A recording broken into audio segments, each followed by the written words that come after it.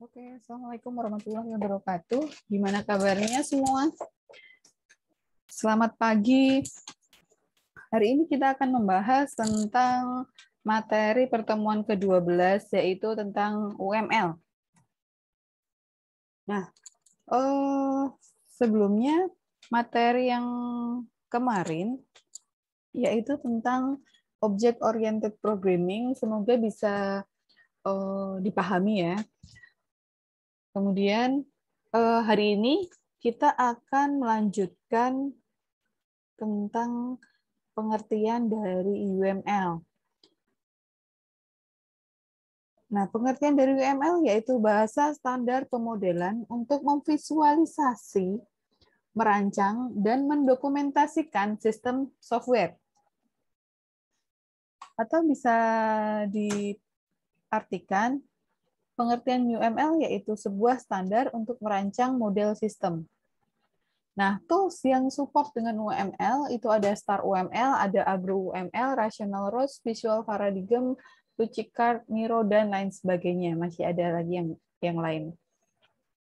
Nah, diagram UML itu dibagi menjadi 3, yaitu Behavior Diagram, Structure Diagram, dan Interaction Diagram. Behavior Diagram yaitu menggambarkan perilaku sistem atau rangkaian perubahan sistem yang dimodelkan. Jenisnya ada use case diagram, activity diagram, state diagram. Kemudian structure diagram, yaitu menggambarkan struktur statis dari sistem yang dimodelkan. Ada class diagram, object diagram, composite, komponen, package, dan deployment. Yang terakhir adalah interaction diagram, menggambarkan interaksi sistem dengan sistem lainnya atau subsistem yang dimodelkan. Ada sequence diagram, communication, timing, dan interaction overview. Jadi di sini ada yang saya kasih red box gitu ya. Nah, itu yang akan kita bahas atau itu dasar dari UML. Dasarnya itu. Jadi yang akan kita bahas ke depan dan pertemuan selanjutnya ada use case diagram. Hari ini kita akan pelajari itu, kemudian activity diagram, class diagram, serta sequence diagram. Oke, yang pertama use case diagram. Pengertian dari use case diagram yaitu pemodelan untuk menggambarkan behavior atau kelakuan sistem yang akan dibuat.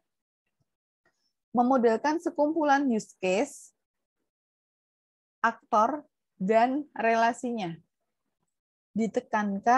Yang ditekankan itu adalah apa yang diperbuat sistem, bukan bagaimana. Bagaimana yang diperbuat sistem, bukan itu ya, tetapi apa yang diperbuat sistem. Atau sistem bisa ngapain aja gitu ya. Kemudian yang keempat, menggambarkan fungsionalitas yang diharapkan dari sebuah sistem. Menggambarkan interaksi antar satu atau lebih aktor dengan sistem yang dibuat. Fungsi dari use case yaitu satu, memahami fungsi-fungsi apa saja yang ada di dalam sebuah sistem dan siapa saja yang dapat menggunakan fungsi-fungsi tersebut. Dan yang kedua adalah menggambarkan interaksi antara aktor dengan use case. Nah, di sini ada beberapa simbol use case, ada aktor, ada use case itu sendiri, ada asosiasi, extend, include, generalisasi. Dan berikut ini adalah simbol-simbolnya gitu ya. Aktor, use case, include, extend, dan generalisasi. Nah, di sini akan saya deskripsikan satu persatu. Yang pertama adalah aktor. Simbolnya seperti orang ya. Kemudian deskripsinya orang bisa berupa orang, proses, atau sistem lain yang berinteraksi dengan sistem informasi yang akan dibuat. Meskipun simbol dari aktor ialah gambar orang, tapi aktor belum tentu merupakan orang. Aktor itu merupakan siapa yang akan menggunakan sistem. Penamaan aktor biasanya menggunakan kata benda di awal frase nama aktor. Kata benda. Contohnya, ada admin, itu kan orangnya. Bank, Bank itu bukan orang, tetapi di sini aktor, masuknya ke aktor. Siswa, sistem keuangan, atau PayPal, ini contohnya. Jadi tidak mesti orang, walaupun gambarnya orang ya. Kalau tadi aktor itu bisa siapa aja atau apa saja yang berhubungan dengan sistem, gitu ya. Siapa aja yang menggunakan sistem. Nah, kemudian yang kedua yaitu use case. Bentuknya seperti oval ya. Fungsionalitas yang disediakan sistem sebagai unit-unit yang saling bertukar pesan antar unit atau aktor. Interaksi antara aktor dan use case. Penamaan use case menggunakan kata kerja di awal frase nama use case. Kalau tadi aktor itu kata benda ya, kalau use case yaitu kata kerja. Contoh, login, mengelola peminjaman, melihat laporan, pembuatan jadwal, dan lain sebagainya.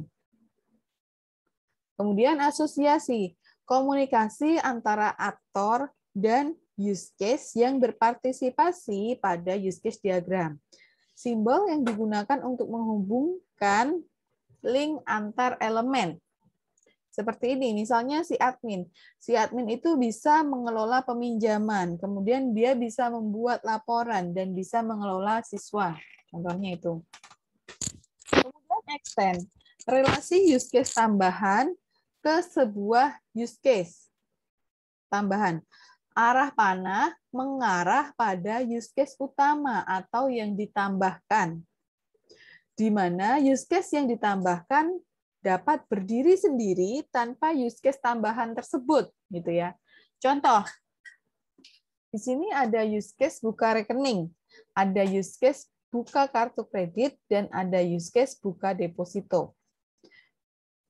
Use case buka rekening merupakan use case yang ditambahkan atau use case utama. Yang ini ya.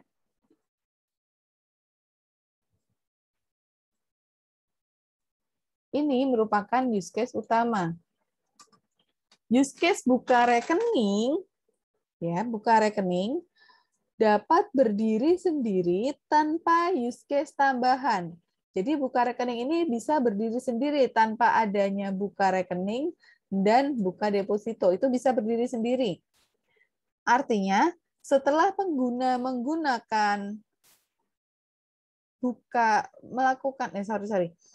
kelewatan ya. Use case buka rekening dapat berdiri sendiri tanpa use case tambahan, yaitu buka kartu kredit dan buka deposito.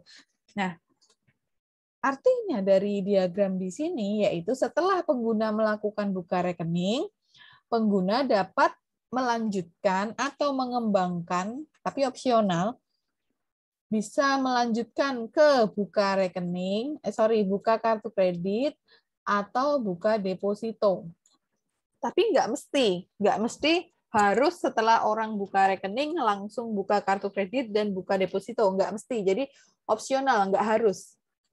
Ini kalau extend dan panahnya mengarah pada use case utama. Use case utamanya kan ini ya, buka rekening. Oke. Nah, kemudian include, perilaku yang harus terpenuhi agar sebuah event dapat terjadi. Relasi use case tambahan ke sebuah use case, di mana use case yang ditambahkan membutuhkan use case ini untuk menjalankan fungsinya atau sebagai syarat dijalankan use case ini. Gitu. Arah panah include mengarah pada use case yang dipakai atau dibutuhkan atau mengarah pada use case tambahan. Bukan yang ditambahi ya, tapi tambahan. Include ini tadi perilaku yang harus dipenuhi. Yang harus dipenuhi. Kita lihat, admin dia melakukan login. Ya.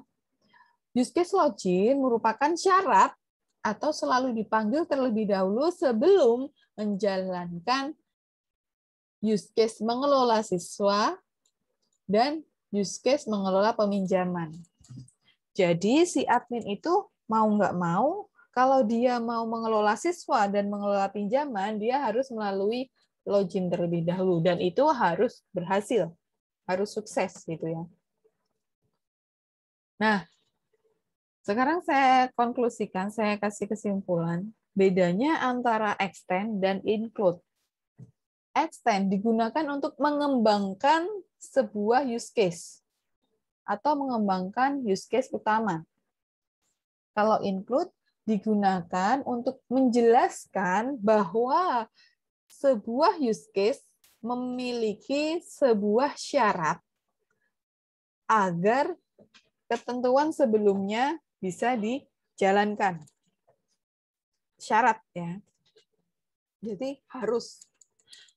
Extend, misalnya pada kasus perbankan, setelah membuka rekening, selanjutnya bisa melakukan apa lagi? Pas kalian sudah buka rekening, kalian mau ngapain lagi? Misalnya mau bikin ATM, atau bikin kartu kredit, atau mau mengajukan pinjaman, atau lain sebagainya. Gitu ya. Tetapi kalau include, misalnya saat kita akan mengelola anggota, maka kita diwajibkan login terlebih dahulu. Artinya kalau kita tidak login, kita tidak bisa mengelola fitur anggota tadi, tidak bisa mengelola anggota. Itu bedanya. Dan yang terakhir, hubungan extend arah panah mengarah pada use case inti atau use case yang ditambahkan. Kemudian, hubungan include arah panah mengarah pada use case tambahan atau use case yang dipakai atau yang dibutuhkan. Kemudian, contoh penggunaan extend dan include. Jadi di sini ada nasabah, dia akan membuka rekening. Sebelum membuka rekening, dia harus mengisikan form pribadi. Kemudian, setelah dia buka rekening, dia bisa melakukan buka kartu kredit dan buka deposito, gitu ya. Nah, kemudian yang simbol keenam yaitu generalisasi. Hubungan generalisasi dan spesialisasi umum ke khusus antara dua buah use case, di mana fungsi yang satu merupakan fungsi yang lebih umum dari lainnya. Arah panah mengarah pada use case yang menjadi generalisasinya atau yang umumnya ya. Contoh, di sini ada use case mengelola kategori. Use case mengelola kategori merupakan use case generalisasi atau use case umum. Use case mencari, melihat, memasukkan, mengubah, dan menghapus kategori merupakan use case khusus. Ini ya, jadi yang ini use case khusus. Oke. Ini khusus ya. Sedangkan yang ini umum. Hubungan generalisasi, arah panah mengarah pada use case yang menjadi generalisasinya. Oke. Nah, di sini ada contoh use case diagram untuk restoran cepat saji. Di sini ada 3 aktor, yaitu pembeli, kasir, dan manajer. Aktor pembeli dapat memilih menu paket pembayaran dan cetak bon pembayaran. Aktor kasir dapat melakukan transaksi penjualan, yaitu pilih menu paket, pembayaran, dan cetak bon pembayaran. Seluruh transaksi yang dilakukan oleh si kasir dapat dilakukan setelah login sukses atau syaratnya harus login terlebih dahulu. Sehingga di sini ada include. Ya. Kemudian aktor manajer dapat mengelola pemasukan dan pengeluaran setelah login sukses. Jadi di sini sebenarnya aktor itu use case-nya ada login, mengelola pengeluaran, dan mengelola pemasukan. Sedangkan yang kasir tadi ada login, kemudian transaksi penjualan. Sedangkan transaksi penjualan tadi, apabila dijabarkan, itu ada pilih menu paket, pembayaran, dan cetak bon pembayaran. Itu khususnya gitu ya, atau spesialisasinya. Nah, di sini ada contoh use case sistem ATM. Dalam diagram ini terdapat satu aktor, yaitu nasabah. Untuk melakukan transaksi di ATM, nasabah harus login terlebih dahulu. Use case login bisa berdiri sendiri use case login bisa berdiri sendiri tanpa use case tambahan. Kalaupun ini misalnya nggak ada, masih oke, masih bisa ya. Setelah login berhasil, nasabah bisa memilih transaksi. Bisa memilih transaksi yang diinginkan. Use case memilih transaksi merupakan use case generalisasi dari use case tarik tunai, transfer tunai, donasi, cek saldo, dan pembayaran tagihan. Nasabah juga bisa melakukan cetak bukti transaksi setelah melakukan tarik tunai, ini ya. Setelah melakukan tarik tunai dan transfer tunai. Ini sifatnya opsional. Misalnya nggak cetak bukti pun nggak masalah, masih bisa tarik tunai dan transfer tunai gitu. Kemudian use case diagram untuk ujian online ya. Di sini ada dua aktor, yaitu ada dosen dan ada mahasiswa. Dosen mempersiapkan koleksi soalnya terlebih dahulu, yaitu koleksi soalnya ada pertanyaan untuk Java, mengenai Java, dan ada pertanyaan tentang C++. Kemudian dosen juga memiliki use case persiapkan sesi ujian. Kalau misalnya ini ada use case pembatalan ujian, itu pun opsional gitu ya. Opsional artinya kalau nggak selalu dibatalkan ujiannya gitu. Jadi kadang kemungkinan ada yang batal, ada yang lanjut, atau ada yang sesuai dengan sesi ujian ini tadi pelaksanaannya. Kemudian mahasiswa dia punya use case bisa mengikuti ujian dan melihat hasil ujian. Untuk mengikuti ujian, dia harus include register akun dulu, baru nanti login akun. Seperti itu ya. Nah, di sini ada kasus, silahkan dibuat dengan use case diagram. Buat use case diagramnya. Dan tak lupa tugas big project Anda, buatlah use case diagram dari sistem yang Anda pilih, sesuai dengan kasus big project. Oke, alhamdulillah. Semoga ilmunya bermanfaat. Assalamualaikum warahmatullahi wabarakatuh.